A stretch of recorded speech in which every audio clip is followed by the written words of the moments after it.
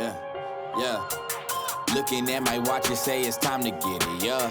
Talking about my guidance every day, I'm with it. Hey, what's going on, good people? It's Alonzo, Joe A. Vance, Soul Ministry. It's a soul service, the YouTube channel, where we go through the book of God. Hey, a verse at a time, a chapter at a time, a book at a time, we're moving through. So we are in the book of James, which again, one of my favorite books. The reason I love James, how straightforward he is and how practical his lessons are and how he approaches the topics. It's a beautiful setup and it's a beautiful thing. And what's most dope about it is when you apply it in your life and you see those changes, you can't explain the type of stuff that starts to happen when you line yourself up with the word of God. So we in chapter 2, verse 14 to 26 today, And the name of this message is The Recipe Part 2, Faith Plus Works. Heavenly Father, your name is holy, your will is done. As we read your word today, as we focus in on what you are teaching, what your truths are, reveal to your children, to us, Father, exactly how we are to be. As you said, you will write your commandment on our hearts. I pray that you keep your children in their lifestyle, in their walk, and that we truly are that light on the hill, Father, that we can show others exactly what believers are supposed to look like and how they're supposed to be. It's in Jesus Christ's name I pray. Amen. All right, we're gonna start reading through. I don't know if y'all can hear that train in the background. All sorts of stuff going on, but we're gonna move through this thing, man. So starting off with verse 14. What doth it profit, my brethren, though a man say he has faith and have not works? Can faith save him? If a brother or sister be naked and destitute of daily food, if one of you say unto them, depart in peace, be ye warmed and filled, notwithstanding you give them not those things which are needful to the body, what doth it profit? Even so, faith, if it hath not works, is dead, being alone. All right. So what profit is there to say you have faith? The word faith here is pistis, conviction of a truth of a thing, of anything, belief or the religious belief of Christians, and have not works. Works here is ergon, and that's business, employment, or that which one undertakes to do, or your undertakings. So if your undertakings, right, don't have faith, or if your faith don't have undertakings, right, it's saying it got to be together to be complete. Now notice how James goes from the concept to the application. I love how he does it. He doesn't leave you in a place where you learn a concept and then you're trying to figure out how it applies or how to use it, right? Which is fine, right? No shots at any other types or any other books or any other, nothing like that, right? But it's just to say that James makes it super practical for you. He makes it super practical. He doesn't leave any guesswork in the game. First, he went from respect of person or partiality, right, to showing you how it applies or how it looks in real life. You saying to the man with brilliant or excellent clothing, sit over here in a high place.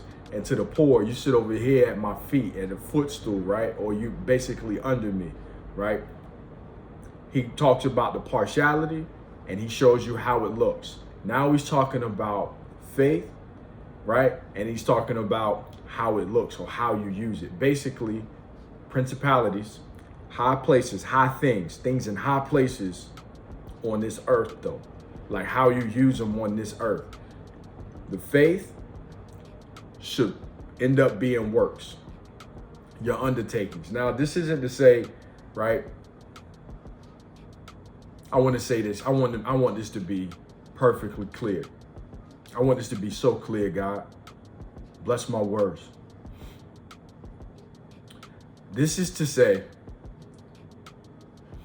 that our conviction of a truth of the existence of God, of Jesus Christ, and how true his word is, should be reflected in everything we do, for sure. But so much so that we actually look different from the world.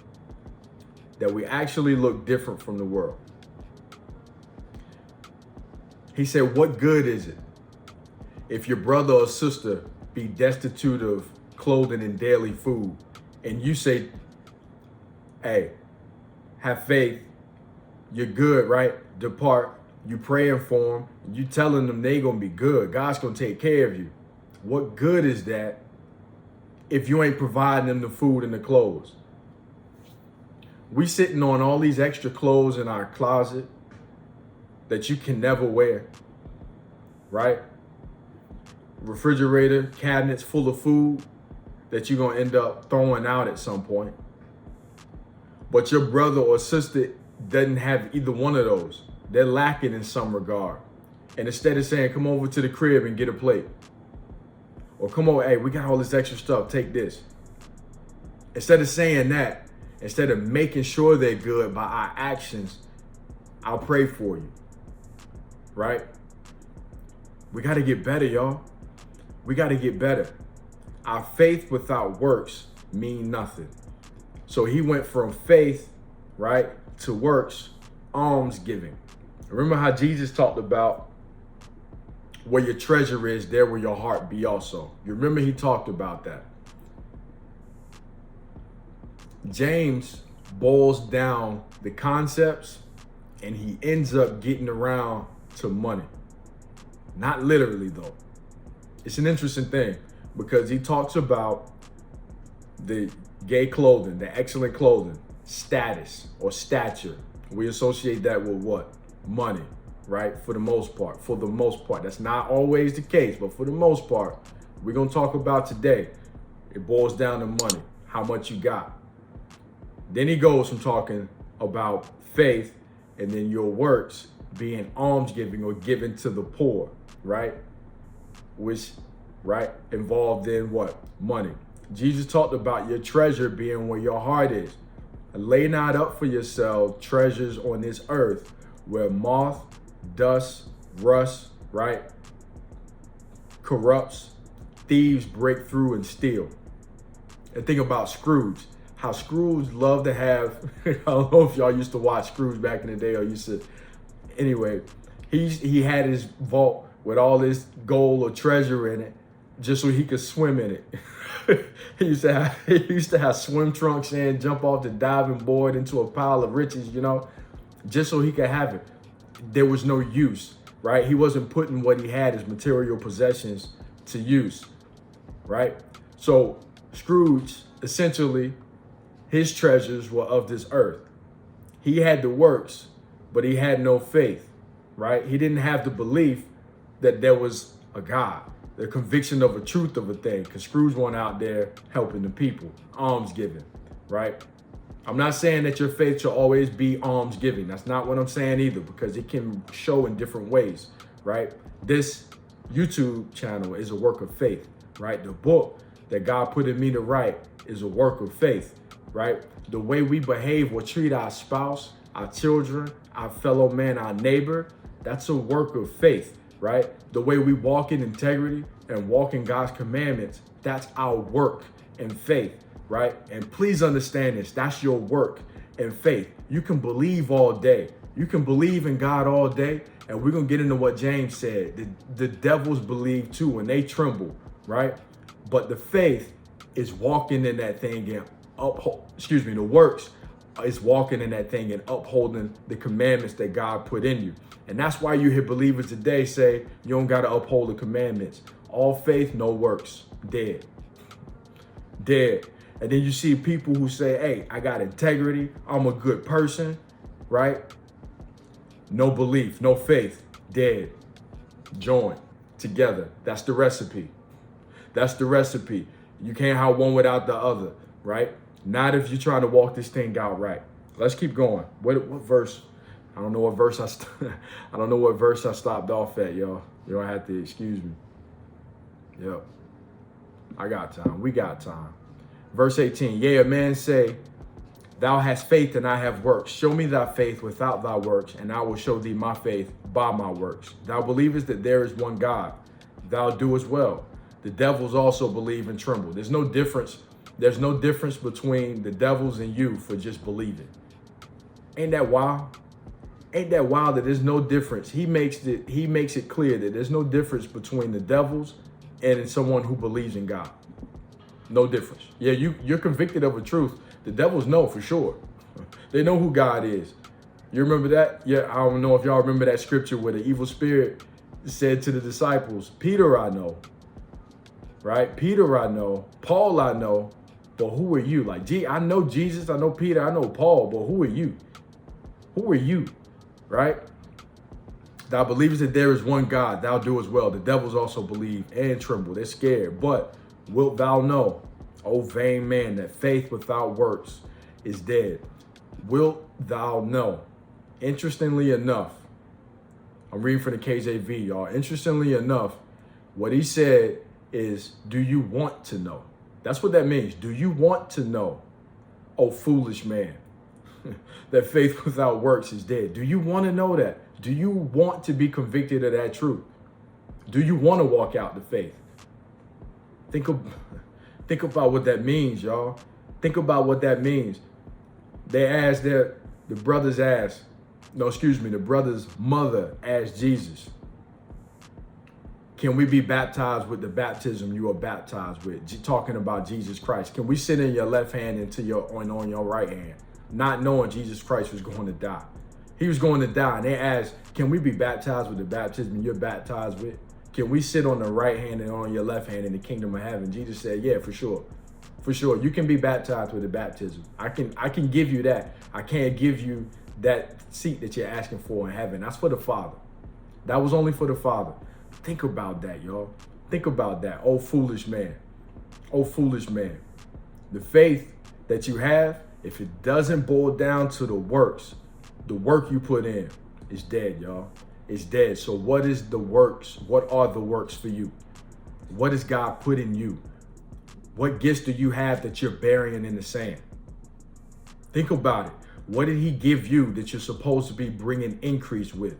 Increase being more souls to the kingdom, y'all. And yep, for sure, just like Paul said in Corinthians, the work of a minister, right, that plows in the field, just like you don't guard the ox's mouth so he can't eat from the field that he's working. The same way that ministers are working in the field of men, they deserve to eat of that field, y'all. Paul said he didn't want what he was deserved, what he didn't want to eat from the field, right? Paul was turning away from the money. Paul was turning away from the profit, the material profit, right? Which is fine. It's not to say that everybody has to do that, right? It's not to say that everybody has to do that. So if you see a minister and they living the life, right? It's not to say that they're making the money off of the church per se. They could be entrepreneurs, businessmen, right? So I didn't mean to even touch on this, but we can't judge a pastor, a deacon, whatever, somebody who's in the church who's well off. We can't judge that, right? As long as they're upholding them commandments. That's what matters. That's what matters, upholding the commandments. And we are not to judge a living soul on this earth. That's for God. That's for God. That's for the Father. There is but one Father. There's but one judge, right? Excuse me. There's more than one judge. I apologize, y'all. I apologize. Because the 12 disciples Jesus had, he told them they will be judging the tribes of Israel in the judgment day. I forgot about that. And I apologize. But anyway, I'm rambling. Let me hone back in it. Will you know? Do you want to know, oh foolish man, that faith without works is dead? Do you want to walk this thing out? Now, really, ask yourself, do I want to walk this thing out? Do I want to walk this thing out? Why do you want to ask yourself that question? Because if you lukewarm, you'll get spit out anyway. So you're either all in or you're all out, right? You're either all in or you're all out. Don't do this thing because of the perception of people, because you want to be accepted by certain people, right? Or because you think it's the right thing to do, but you don't really want to go all in, right? Like, nah, either you're going to do it or you're going to not. Oh, vain man, oh, foolish man, do you want to know? Do you want to know that faith without works is dead? Was not Abraham our father justified by works when he had offered Isaac his son upon the altar. Seest thou how faith wrought together with his works, and by works was faith made perfect, complete. Faith was made complete by his works, right? And the scripture was fulfilled which saith, Abraham believed God, and it was imputed unto him for righteousness, and he was called the friend of God. You see then how that by works man is justified, and not by faith only. Likewise also was not Rahab the harlot justified by works, when she had received the messengers and had sent them out another way? For as the body without the spirit is dead, so faith without works is dead also. That's it. That's it. Heavenly Father, your name is holy, your will is done. Ears to hear, Father. Ears to hear. I know your children don't want to hear this. I know the world don't want to hear this. But what we need is what we need ain't necessarily what we want. We want cake. We want what tastes good. We want what feel good. Your people want what feel good and sound good. They'll lay up to themselves anything that sounds good, that tickles their ear, Father. I cast down that